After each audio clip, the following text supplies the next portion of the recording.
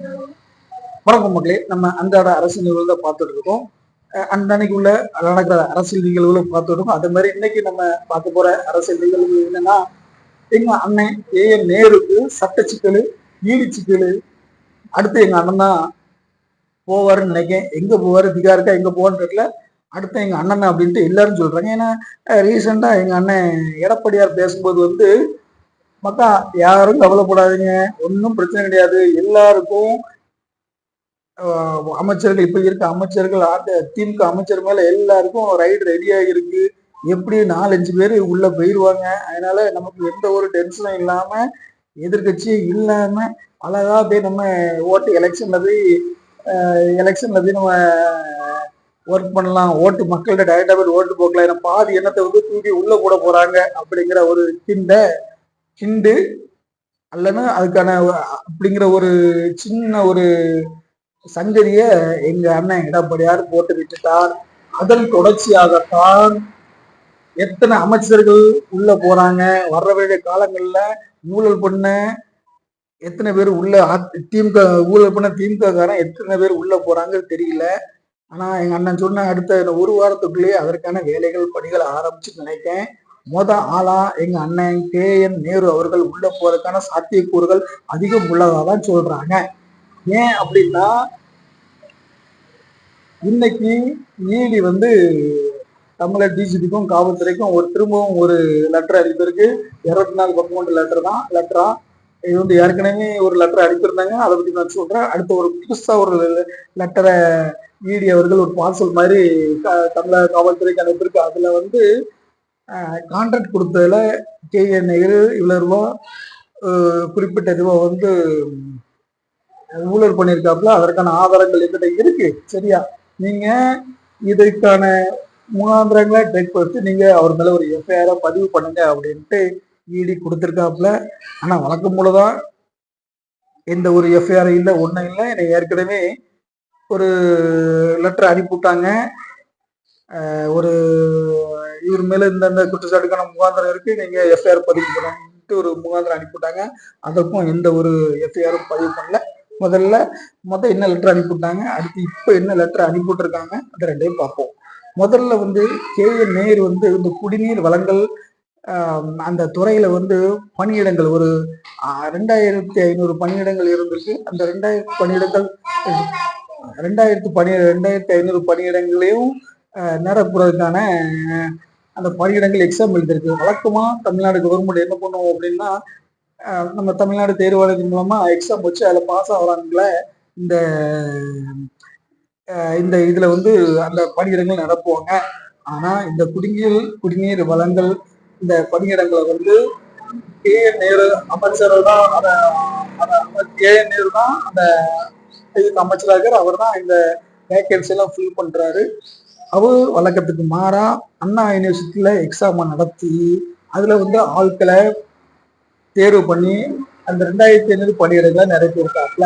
இப்ப நிரப்பினதுல இப்ப என்ன பிரச்சனை அப்படின்னா, இந்த நிரப்பினதுல ஒரு 100 பேரு சட்டத்துக்கு புறம்பாகவும் KN நேருக்கு அவங்க சொந்தக்காரன பணம் கொடுத்து ஒரு பணியிடக்கு குறைஞ்சது 25 லட்சம் ரூபாயாட்ட கொடுத்து தான் இந்த வேலை சேர்ந்திருக்காங்க அப்படின்ட்டு ஒரு 100 பேரோட வாட்ஸ்அப் உரையாடல், அந்த 100 பேரோட அந்த ஆவணங்கள் அதெல்லாம் செக் பண்ணி வந்து இடி வந்து காவல்துறைக்கு அனுப்பி வச்சிருக்கு. இது வந்து முகாந்திரம் இருக்கு, நீங்க அவர் பண்ணக்கார முகாந்திரம் நீங்க FIR போடுங்க அப்படின்ட்டு போட்டிருக்காங்க. நான் இது வரைக்கும் FIR பண்ணல. அதை வந்து கோர்ட்டு மூலமாக கேட்டதுக்காகவும் அங்க அப்படி FIR பண்ணல, அந்த மாநிலத்துல எப்படி FIR பண்ணல, இந்த மாநிலத்துல எப்படி FIR பண்ணல அப்படின்ட்டு காத்து நேரத்தை காட்டிட்டு இருக்கதாக ஒரு கேள்வி.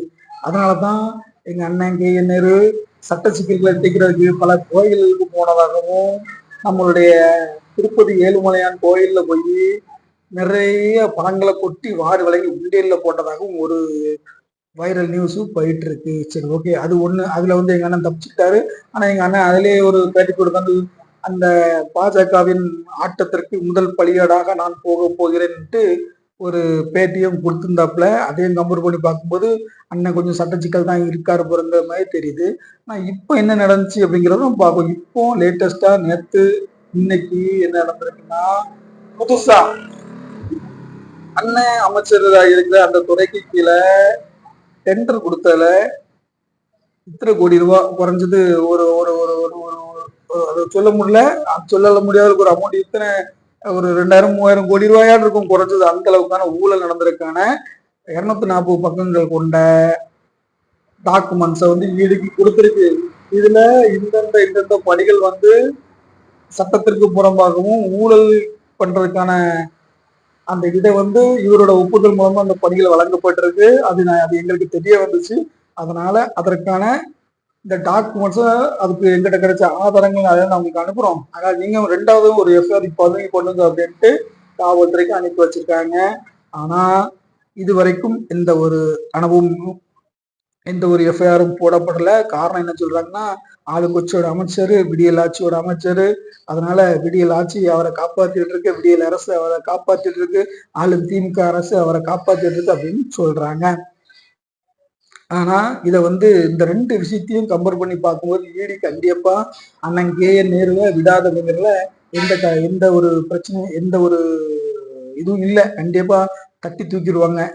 அவரு இந்த சம்பவமும் அதிமுகவோட பொதுச் செயலர் அண்ணன் எடப்பாடியார் சொன்ன சம்பவமும் கிட்டத்தட்ட ஒன்னாவே தான் வருது.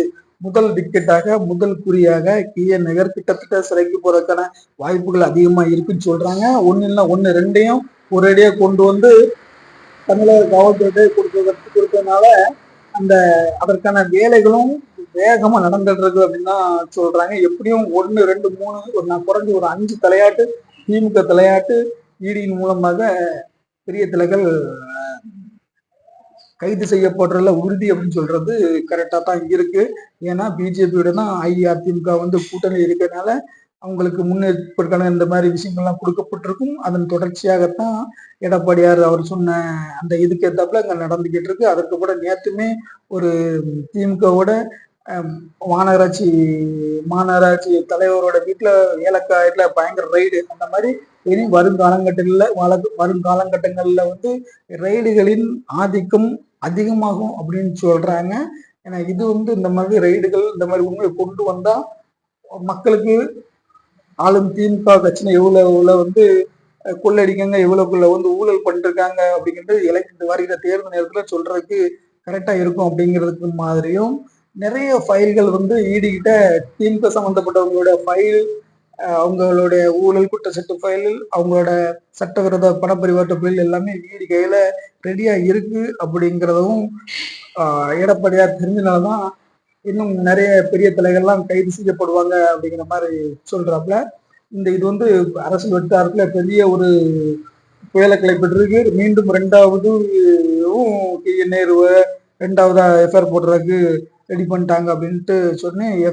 KN நகர் கிட்டத்தட்ட உள்ள போறதுக்கான வாய்ப்புகள் தான் உண்டாயிருக்கு அப்படின்னு சொல்றாங்க. அதுக்கு இது 2 நாளைக்கு முன்னா 25 வண்டியில வந்து ஏலக்காய் வியாபாரி அவர் வந்து ஒரு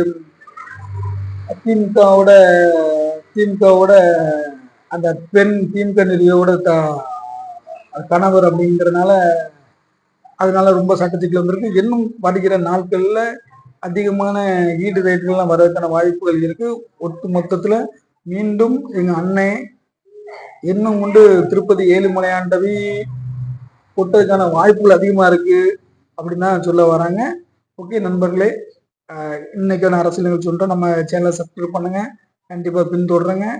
பெல் ஐக்கான் கிளிக் பண்ணி நம்ம போடுற நியூஸ்க்குலாம் வரும். நம்மளை பற்றி நம்ம வீடியோ பற்றி தான் கமெண்ட்ஸ் தான் நமக்கு தெரியப்படுத்துங்க. அது எனக்கு உற்சாகமாக இருக்கும். மீண்டும் அடுத்த ஒரு அரசியல் நிகழ்ச்சியில உங்களை சந்திக்கிறேன். இது வந்து இந்த அரசியல் நிகழ்ச்சி வந்து நம்ம வந்து நியூஸ்கள் கேள்விப்பட்டு ஆன்லைன்லயோ அல்லது ஃபேஸ்புக், வாட்ஸ்அப், இன்ஸ்டாப் அந்த நியூஸ்களை கலெக்ட் பண்ணி அதனோட உறுதித்தன்மையை பார்த்துக்கிட்டு நமக்கு தெரிஞ்ச அளவுல வந்து இந்த நியூஸை பற்றி இது யார் மனதையும் தனிப்பட்ட நபரையோ நம்ம வந்து அவமானப்படுத்தும் நோக்கத்திலேயோ அல்லது தனிப்பட்ட நபரை புண்படுத்தும் நோக்கத்திலேயோ இல்லை. இது ஒரு தமிழகத்தின் அரசியல் நிகழ்வுகளை மட்டும்தான் நம்ம ஒரு செய்தியா தொகுத்து போட்டுக்கிட்டு வரோம். மீண்டும் அடுத்த நிகழ்வுல உங்களை சந்திக்கலாம். நன்றி, வணக்கம்.